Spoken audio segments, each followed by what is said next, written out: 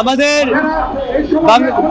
বাংলাদেশে শত শত লোক বাহরাইন জেলে আমাদের বাংলাদেশি প্রবাসী শত শত লোক বিনা বিচারে নির্দোষ বিনা অপরাধে তারা জেলে আটকে আছে।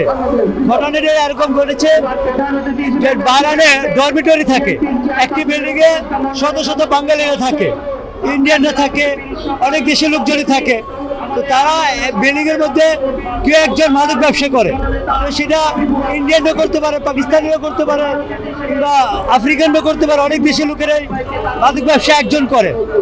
যখন পুলিশ খবর পায় যে একটি বিল্ডিং এ এই ডরমিটরিতে একজন মাদক ব্যবসা করে, ওই মাদক ব্যবসায়ী ওই বিল্ডিং এ না থাকলেও এই বিল্ডিং এ পুলিশ গিয়ে এরকম 20 জন 30 জন 25 জন যতজন পায় পুলিশ গ্রেফতার করে নিয়ে যায়। কিন্তু তার পরবর্তীতে আমাদের বাংলাদেশ এমবিসি বাহরাইন সরকারের সাথে কোনো ধরনের যোগাযোগ করে না যে আমাদের লোকগুলা নির্দোষ নিরপরাধ। এজন্য প্রবাসে থাকা বাংলাদেশিরা অনেকবার বাহরাইন বাংলাদেশ দূতাবাসে অনেক যোগাযোগ করলো।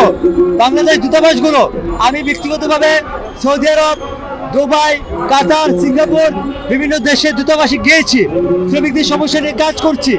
আমি যেটা অভিজ্ঞতা থেকে পেলাম যে আমাদের দূতাবাসগুলো এই শ্রমিকদের সমস্যাগুলোর ব্যাপারে খুবই উদাসীন এবং খামখেয়ালিপনা।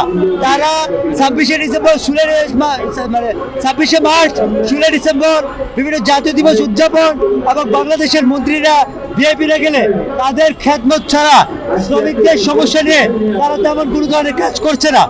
আমাদের বাংলাদেশিরা বারবার বাহরাইন দূতাবাসে অনেক চেষ্টা করার পরও ব্যর্থ হয়েছে।